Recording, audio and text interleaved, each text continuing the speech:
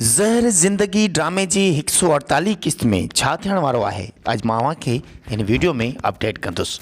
सभ खां पहिरियां अव्हांखे ॿुधाईंदो हलां त असांजी हिन टीवीअ खे सब्सक्राइब ज़रूरु कंदा।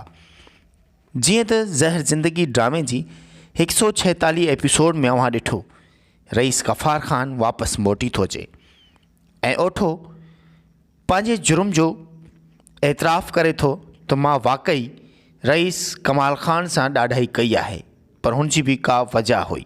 ॿी तरफ़ रईस गफ़ार ख़ान हिकु दलाल ग़ुलाम खे पंहिंजे माण्हुनि जी मदद सां ओताक़ ते घुराए थो ऐं उते ग़ुलाम मथां तशदुद करे ग़ुलाम खे ज़िंदान में क़ैद कराए थो। छा ज़हर ज़िंदगी ड्रामे जी अॼोकी 147 ऐं सुभाणे जी 148 एपिसोड में ग़ुलाम ऐं ओठे वारा रईस कमाल ख़ान फ़ैसिले दौरान पंहिंजो जुर्म क़बूल कंदा? उन्ही टिनी जो जुर्म सिर्फ़ु इहो आहे जो ग़ुलाम पंहिंजी भेण मीरा खे बकरी जीअं कॾहिं कंहिं वटि खपाए छॾियो ऐं उनखां पोइ रईस कमाल ख़ान भी पंहिंजी कमीनाइब जी निशानियूं ज़ाहिर कंदो। उहे निशानियूं कमीनाइब जूं इहे आहिनि जो मासूम मीरा खे पहिरीं एपिसोड में लॼ लुटण जी कोशिशि कई।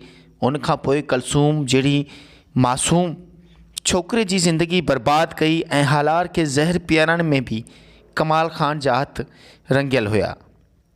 उनखां अलावा शानी सां शादी करे शानीअ खे तलाक ॾेई छॾी सिर्फ़ु हिन लालच में त जीअं हू मीरा सां आसानी सां लाओ लही सघे।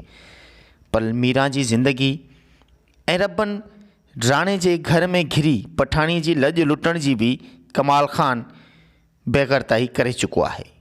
हाणे ग़ुलाम सां रईस गफ़ार ख़ान कहिड़ो इंसाफ़ कंदो ऐं कमाल ख़ान खे कहिड़ी सज़ा ॾींदो ऐं ओठे वारनि जे मथां छा ॾंड रखंदो? ज़हर ज़िंदगी ड्रामे जी हर अपडेट ॾिसण लाइ ॾिसंदा अव्हां सिर्फ़ु ऐं सिर्फ़ु असांजी यूट्यूब चैनल गुलज़ार कापारी खे।